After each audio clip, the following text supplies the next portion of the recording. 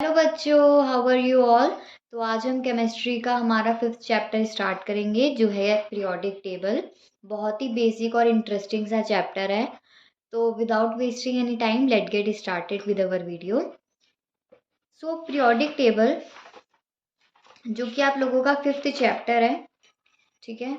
और periodic table मैं आपको पहले दिखा दूं, ये पीरियोडिक टेबल है जो हर केमिस्ट्री की बुक खोलते साथ पहले ही नज़र आ जाती है।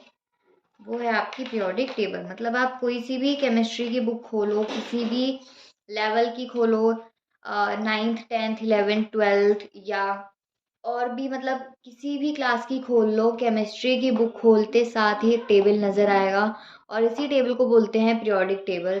अगर इसकी अंडरस्टैंडिंग नहीं है आप लोगों को, इसको अगर आपने नहीं समझा हुआ तो this is not able to understand the linked chapter. मतलब आप आगे के चैप्टर पढ़ना बहुत ज़्यादा मुश्किल हो जाएगा आप लोगों के लिए, ठीक है।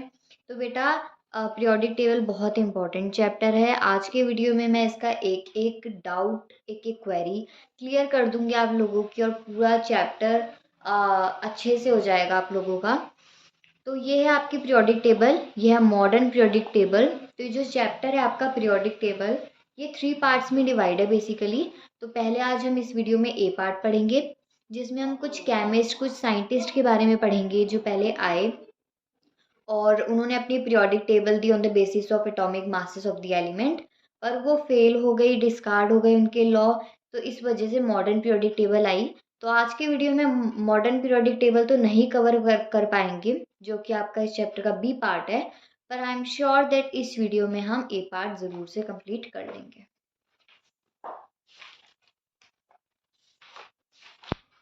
तो पीरियोडिक टेबल, सबसे पहले जो क्वेश्चन आता है मेन, वो आता है ये वाला, reason for classification of elements.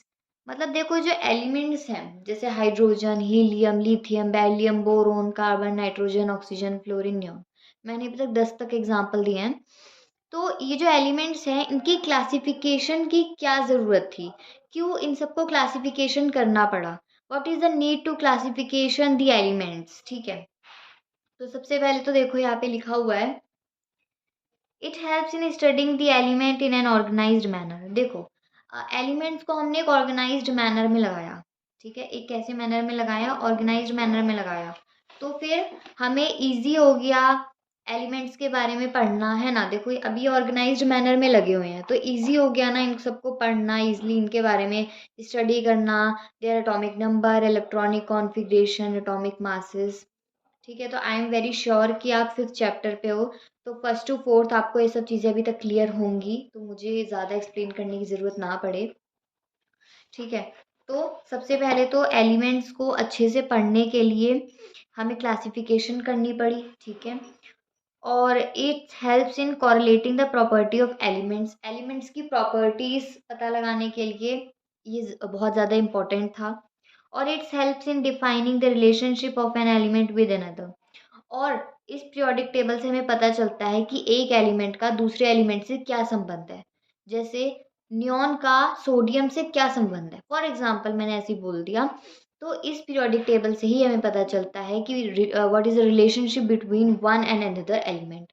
एक और दूसरे एलिमेंट में क्या रिलेशनशिप है, मतलब कैसे उनके एटॉमिक मास रिलेट करते हैं, उनकी प्रॉपर्टी रिलेट करती है। तो ये सब हमें पीरियोडिक टेबल की ही हेल्प से पता चला, ठीक है। अब सबसे पहले बस इसमें आपको यही पढ़ना है, यही पूछा जा सकता है, 3 पॉइंट्स है ये और 3 मार्क्स के पूछे जा सकते हैं, तो ये इंपॉर्टेंट है। इसके अलावा इसमें कुछ नहीं पढ़ना। अभी आ जाते हैं डॉबर्नियर ट्राइड्स। डॉबर्नियर कौन थे, जर्मन के केमिस्ट थे।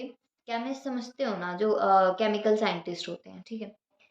तो ये जर्मन के केमिस्ट थे और इन्होंने क्या करा था, देखो अगर मैं इनका डिटेल में ना बताऊं तो यहाँ पे लिखा है, these groups of 3 elements each were called tribes. मतलब इस इन्होंने जो करा था ना, 3 एलिमेंट्स एक ग्रुप में बना दिए। जैसे फॉर एग्जांपल अगर मैं नेक्स्ट पेज खोल के आप लोगों को बताऊं, देखो यहाँ पे देखो, ये कैल्शियम, ठीक है, स्ट्रोंटियम और बैरियम, ये 3 एलिमेंट्स हैं, Ca, St और Ba, इनके सिंबल्स हैं ये, है ना। तो इनको क्या कर दिया, एक ग्रुप में अरेंज कर दिया डॉबर्नियर ने। डॉबर्नियर ने क्या करा, इनको एक ग्रुप में अरेंज कर दिया।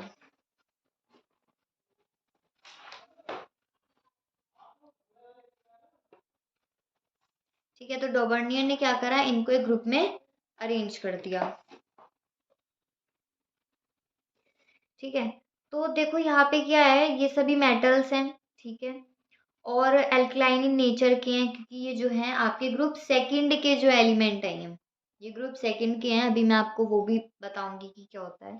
ठीक है, तो मेटल्स हैं, नॉन मेटल्स, मेटल्स पता है ना, एल्कलाइन नेचर के हैं और सबकी वैलेंसी 2 है। ठीक है, वैलेंसी बहुत इंपॉर्टेंट है, अगर केमिस्ट्री आगे आपको कंटिन्यू करनी है तो वैलेंसी के बारे में जानना अभी से ही बहुत ज़्यादा इंपॉर्टेंट है बच्चों। ठीक है, तो इन्होंने क्या करा, तीन तीन एलिमेंट्स का ग्रुप बना दिया, और इन्होंने कहा जो इधर उधर वाले यानी फर्स्ट और थर्ड एलिमेंट होंगे, इन दोनों का एटॉमिक मासेस जो होगा, अगर उसका एवरेज करोगे तो बीच वाले का एटॉमिक मास निकलेगा। जैसे कैल्शियम का जो एटॉमिक मास है वो है 40, और बेरियम का एटॉमिक मास है 137। इन दोनों का एवरेज कैसे करना है, 40 प्लस 137 डिवाइडेड बाई 2, यानी 40 प्लस 137 को करेंगे अगर हम प्लस, तो ये आ गया 177। इसका 2 से डिवाइड करा तो 88.5, यानी अप्रोक्सीमेटली राउंड फिगर में बोले तो 88, जो कि जो एटॉमिक मास है वो स्ट्रॉन्टियम का 88। ठीक है, तो इन्होंने ऐसे ही ट्राइड्स बनाए, मतलब एलिमेंट्स, तीन तीन एलिमेंट्स एक ग्रुप में रख दिए, और इन्होंने कहा जो फर्स्ट और थर्ड एलिमेंट होगा उन दोनों का जो एटॉमिक मासेस का एवरेज होगा वो बीच वाले का एटॉमिक मास निकलेगा। इस वाले एग्जाम्पल से तो इनके ट्राइड्स सही साबित हो गए बच्चों, पर अभी एक और एग्जाम्पल है जिनसे इनके ट्राइड्स गलत साबित होंगे, वो भी हम पढ़ेंगे। तो बच्चों जो ये वाला एग्जाम्पल था, इनसे तो इनके ट्राइड्स सही साबित हुए, पर जब दूसरा एग्जाम्पल होगा इनसे इसके ट्राइड्स गलत साबित हो जाएंगे। ठीक है, तो देखते हैं वो भी। सबसे पहले तो यहाँ पे दे रखा है इन्होंने थ्योरी में करके कि reason for discarding the law of triads, यानी जो लॉ ऑफ ट्राइड्स हैं वो गलत साबित क्यों हो गए, है ना। तो देखो, सबसे पहले तो Dobereiner failed to arrange all the Dauvergne failed to arrange all the element non element in the form of triads। मतलब डोवर्नियर था ना जो बच्चों, वो एक केमिकल साइंटिस्ट था जैसे मैंने आपको बताया, और उसने तीन तीन के ग्रुप बनाए। तो देखो ये ना, जो तीन तीन के ग्रुप बन रहे थे एलिमेंट्स के, तो ये तो बहुत ज़्यादा बन रहे थे, यानी अब एलिमेंट्स जो इसके टाइम पे थे ये थे 63। अगर ये सबके तीन तीन के ग्रुप भी बनाता तो कितने सारे पेयर बन रहे हैं, कितने सारे एलिमेंट्स के ग्रुप बन रहे हैं, तो ग्रुप बहुत ज़्यादा बन रहे थे, है ना। तो डोबर्नियर फेल हो गया था to arrange all the elements in the form of triads, सभी एलिमेंट्स को ट्राइड्स के फॉर्म में अरेंज नहीं कर पाया। एक तो ये रीज़न था कि इसका जो लॉ था ये फेल हो गया, और दूसरा reason the law did not fully apply even the with in the same family, यानी सभी फैमिली के, मतलब जैसे अगर एक फैमिली का एलिमेंट है, जैसे बोरोन फैमिली के एलिमेंट है, तो बोरोन फैमिली के एलिमेंट ज़रूरी नहीं है कि उस फैमिली के एलिमेंट, कैसे समझाऊं मैं भी आप लोगों को। चलो एक सिंपल सा ही उदाहरण ले लेते हैं। The law did not fully apply even with in the same family. अब सेम फैमिली जैसे मैं बता देती हूँ आपको, इसमें एल्कलाइन मेटल्स ले लो, lithium, sodium, potassium, rubidium, caesium, francium, ये सब जो है एल्कलाइन मेटल है ग्रुप फर्स्ट के। तो ज़रूरी नहीं कि जो ग्रुप फर्स्ट के या सेम फैमिली के एलिमेंट्स है इस पे इसके लॉ अप्लाई हो रहे हैं। ठीक है, तो एक ये भी दिक्कत थी, तो ये दोनों लर्न करनी पड़ेगी, इंपॉर्टेंट है, पूछी जा सकती हैं। ठीक है, अब देखो यहाँ पे क्या हो गया था, ये जो कैल्शियम, स्ट्रोंटियम और बैरियम वाला उदाहरण था ये इसके लॉ को सही साबित कर रहे थे, पर ये जो फ्लोरीन, क्लोरीन और ब्रोमीन वाला उदाहरण है, इस एग्जाम्पल ने इसके लॉ को गलत प्रूफ कर दिया। फ्लोरीन का एटॉमिक मास है 19 और ब्रोमीन का 80। इसने क्या कहा था कि जो फर्स्ट और थर्ड वाले हैं इनका एटॉमिक मासेस का एवरेज बीच वाले का एटॉमिक मास निकल आएगा। चलो कर लेते हैं एवरेज। ठीक है, तो ये देखो इन दोनों का एवरेज करा तो कुछ आया 49.5। ठीक है, अप्रोक्सीमेटली चलो 49 भी मान लो।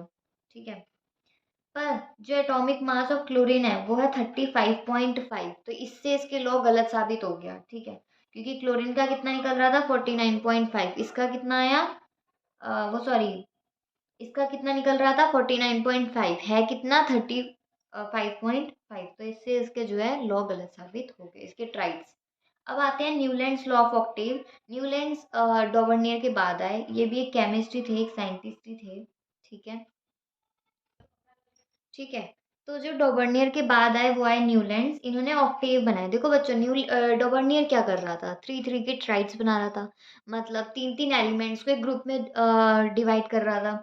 इसने जो है ऑक्टेव बनाए, ऑक्टेव यानी एट एट के ग्रुप बनाए, आठ आठ एलिमेंट्स के ग्रुप बनाए, ठीक है।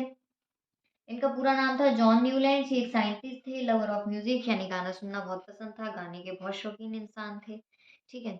तो अगर हम मेन पॉइंट भी पढ़ लें, according to Newlands law of octaves, when the elements are arranged by increasing atomic masses, the property of every eight element starting from any elements are a repetition of the properties of the starting element. अब देखो, अगर ऐसे कोई teacher पढ़ ले, चाहे school का चाहे ट्यूशन का, तो आप लोगों को नहीं समझ आने वाला। पर अभी जो मैं समझाऊंगी, इससे आपको बहुत अच्छे से क्लियर हो जाएगा कि ये न्यूलैंड्स लॉ ऑफ ऑक्टेव कहना क्या चाह रहा है, ठीक है। तो देखो, इसके लिए यहाँ पे देखो, ये म्यूजिक ऑफ लवर था, यानी देखो तब के टाइम पे कोई ऐसे पंजाबी वगैरह गाने तो थे नहीं, ठीक है। तो इसने सा रे गा मा पा धा नी सा, इस म्यूजिक के लॉ पे इसने जो है अपने ऑक्टेव बनाए थे। जैसे एक एलिमेंट है, यहाँ पे इसने दिखा दिया, चलो, हाइड्रोजन, ठीक है, वो hydrogen, helium, lithium, beryllium, boron, carbon, nitrogen, oxygen. Oxygen के बाद जो फ्लोरीन होगा, तो फ्लोरीन की जो प्रॉपर्टी होगी बेटा, वो हाइड्रोजन से मैच करेगी, है ना। मतलब सारे गामा पाधा नी सा, इसने जो म्यूजिक के लॉ पे बनाया था ये, और इसने जो है सबके नीचे एक एक एलिमेंट का नाम लिख दिया था।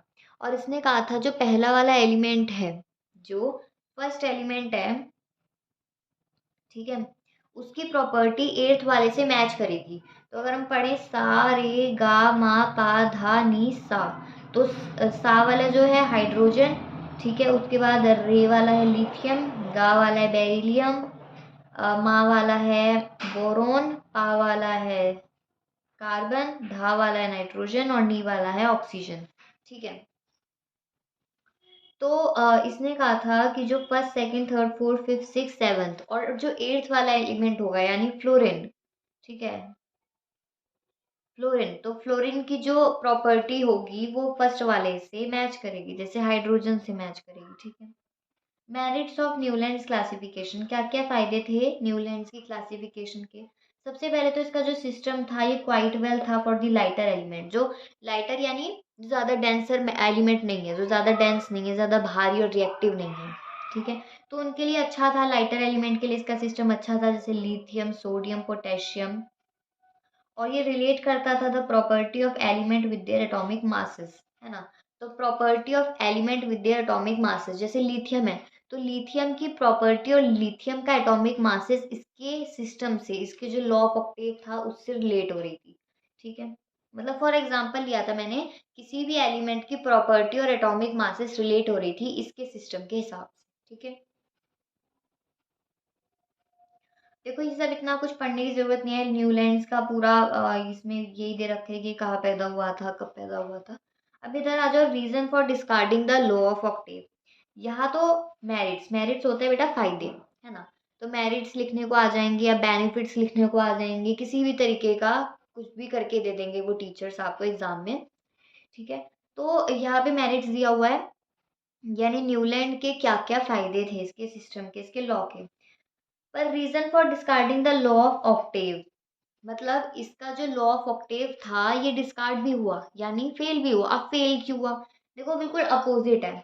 अपोजिट क्या है, ये अच्छा था लाइटर एलिमेंट के लिए, तो खराब होगा हेवियर एलिमेंट के लिए, जैसे कैल्शियम के लिए, ठीक है।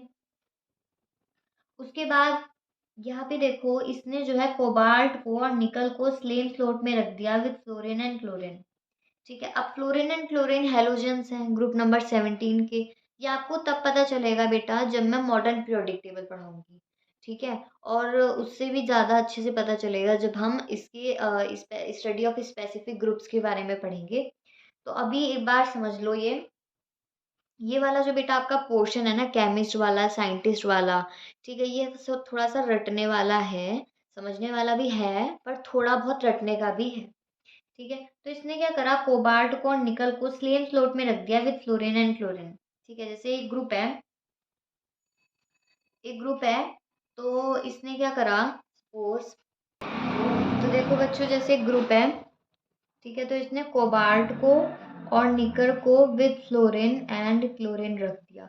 तो एक ही स्लोट में रख दिया, एक ही ग्रुप में रख दिया कोबाल्ट और निकल को विद फ्लोरीन एंड क्लोरीन, तो ये भी इसने गलती करी थी। ठीक है, तो बेटा अब आते हैं मेंडलीव्स पीरियोडिक टेबल। मेंडलीव जो था बड़ा फेमस बंदा है, ठीक है, और देखो इससे पहले डॉबर्नियर आए, उन्होंने ट्राइड्स दिए, न्यूलैंड्स आए, उन्होंने ऑक्टेव दिए, पर मेंडलीव्स ही क्यों जाने जाते हैं? देखो अगर आप कंटिन्यू करोगे पीसीएम साइंस तो आप मेंडलीव्स के बारे में आगे बहुत पढ़ोगे। ठीक है, तो मेंडलीव्स की पीरियोडिक टेबल बहुत याद रखी गई।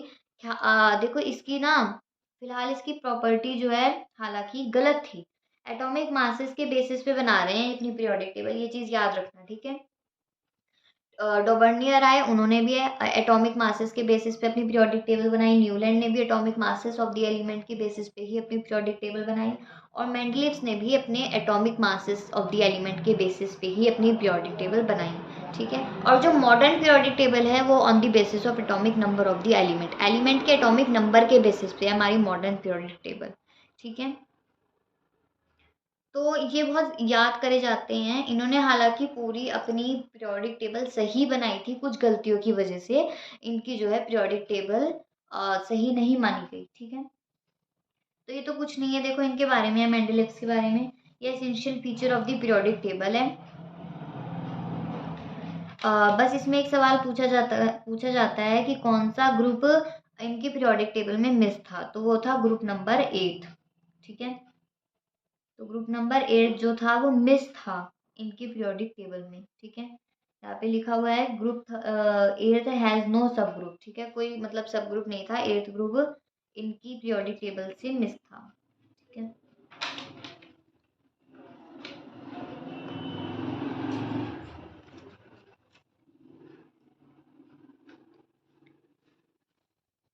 ठीक है, तो अब बच्चों आते हैं merits of Mendeleev's periodic table, ये 101% आती है, तो इसको रट लो, इम्पोर्टेंट है। मेरिट्स यानी बेनिफिट्स, फायदे इसकी पीरियोडिक टेबल के। तो merits of Mendeleev periodic table important है, इसको पढ़ के जाना, 5 मार्क्स का एटलीस्ट आता है ये वाला। ठीक है, तो मेरिट्स क्या क्या थे, यानी फायदे, एक तो ग्रुपिंग ऑफ एलिमेंट कर दी थी इसने। ठीक है, मतलब एलिमेंट्स को ग्रुप में अरेंज कर दिया था, गैप्स छोड़ दिए थे अनडिस्कवर्ड एलिमेंट्स के। देखो जब ये थे ना मेंडलीव्स, तब 63 एलिमेंट ही डिस्कवर्ड हुए थे, अब के टाइम पे कितने हैं, 118। इसको पता था अभी आगे और डिस्कवर्ड होने वाले हैं, तो इसलिए इसने अनडिस्कवर्ड एलिमेंट के लिए भी अपनी पीरियोडिक टेबल में गैप छोड़ दिया। मतलब इतना एडवांस और समझदार इंसान था ये उस टाइम का, कि इसको पता था आगे और डिस्कवर्ड होने वाले एलिमेंट और मैं जगह छोड़ दूं। ठीक है, तो इसने अपनी पीरियोडिक टेबल में गैप्स छोड़ दिए थे for undiscovered element. Prediction of property of the undiscovered element, undiscovered elements की भी इसने प्रॉपर्टी को प्रिडिक्ट यानी फाइंड आउट कर लिया था। ठीक है, कैसे करा, अभी वो तो डिस्कवर्ड हुए नहीं, तो उनकी प्रॉपर्टी भी ये फाइंड करके कैसे बैठ गया। जैसे तब के टाइम पे देखो बेटा, नियॉन फाइंड नहीं हुआ था, है ना, नियॉन प्रिडिक्ट नहीं, मतलब डिस्कवर्ड एलिमेंट नहीं था, अनडिस्कवर्ड था नियॉन। ठीक है, नियॉन अभी कुछ सालों पहले ही हुआ है। तो नियॉन का जो एटॉमिक नंबर है वो 10 है। एटॉमिक नंबर 9 वाला एलिमेंट है आपका फ्लोरीन, और एटॉमिक नंबर 11 वाला है सोडियम। तो सोडियम और फ्लोरीन की प्रॉपर्टीज, केमिकल प्रॉपर्टीज देख के इसने थोड़ा सा अनुमान लगा लिया था about the property of neon. ठीक है, उसके बाद इनकरेक्ट एटॉमिक मासेस को करेक्ट कर दिया था, मतलब कुछ एलिमेंट्स के एटॉमिक मासेस गलत थे तो उनको भी इसने करेक्ट कर दिया था। तो ये इंपॉर्टेंट है, आते हैं, write down some merits of Mendeleev's periodic table. अब जो है हम पढ़ेंगे, तो बेटा अब हम देखते हैं defects in Mendeleev's periodic table, यानी अब तो हमने पढ़े फायदे कि मेंडलीव्स पीरियोडिक टेबल के क्या क्या फायदे थे, अब हम पढ़ेंगे अबाउट द डिफेक्ट्स, यानी डिस्कार्ड क्यों हुआ, फेल क्यों हुआ इसका पीरियोडिक टेबल। ठीक है, क्या गलत थी। तो एनॉमलेस फेयर, एनॉमलेस मतलब अजीबोगरीब, है ना। तो इसने अपनी पीरियोडिक टेबल में कुछ अजीबोगरीब सा कर रखा था। क्या कर रखा था? जैसे अगर मैं आपको बताऊं तो आर्गन का जो एटॉमिक मास है वो है 39.9 और पोटेशियम का जो एटॉमिक मास है वो है 39.1। ठीक है, ये क्या लगाना चाह रहा था? असेंडिंग ऑर्डर में लगाना चाह रहा था ये एलिमेंट के एटॉमिक मासेस के हिसाब से, पर इसने आर्गन को पहले लगा दिया और पोटेशियम को बाद में। अगर असेंडिंग ऑर्डर से देखें तो पोटेशियम पहले लगना चाहिए, इसका एटॉमिक मास 39.1 है, और अर्गन बाद में लगना चाहिए क्योंकि इसका 39.9 है। तो इसने अपनी पीरियोडिक टेबल में ये गलत कर दिया। जिनका एटॉमिक मास ज़्यादा था, जिनका एटॉमिक मास ज़्यादा था उनको इसने पहले रख दिया, और जिनका कम था उसको इसने बाद में रख दिया। Cobalt with atomic number 58.9। अब कोबाल्ट का जो एटॉमिक मास है वो 58.9 है, और निकल का जो एटॉमिक मास है 58.6। इसने यहाँ पे भी गलती करी, कोबाल्ट को पहले रख दिया 58.9 जो कि बाद में आना चाहिए था, और निकल को बाद में रख दिया 58.6 जो कि पहले आना चाहिए था असेंडिंग ऑर्डर के हिसाब से। ठीक है, पोजीशन ऑफ आइसोटॉप्स की पोजीशन ये नहीं फाइंड कर पाया अभी तक। ठीक है, और इलेक्ट्रॉन अरेंजमेंट नहीं कर पाया था। It does not explain the electron arrangement of element के इलेक्ट्रॉन अरेंजमेंट नहीं ये एक्सप्लेन नहीं कर पाया, और पोजीशन ऑफ हाइड्रोजन ये खुद नहीं अभी फिक्स कर पाया अपनी पीरियोडिक टेबल में। ये खुद नहीं बता पाया कि पोजीशन ऑफ हाइड्रोजन कौन सी होनी चाहिए, क्योंकि जो हाइड्रोजन की प्रॉपर्टी थी वो ग्रुप नंबर 1 एल्कलाइन मेटल से भी मिलती थी, और ग्रुप नंबर 17 हेलोजन से भी, वो ग्रुप नंबर 18 इनर्ट गैसेस से भी मिलती थी। तो अभी तक जो है पोजीशन ऑफ हाइड्रोजन तो अभी तक हमें नहीं पता चली, तो ये अपनी पीरियोडिक टेबल में वो भी नहीं बता पाए।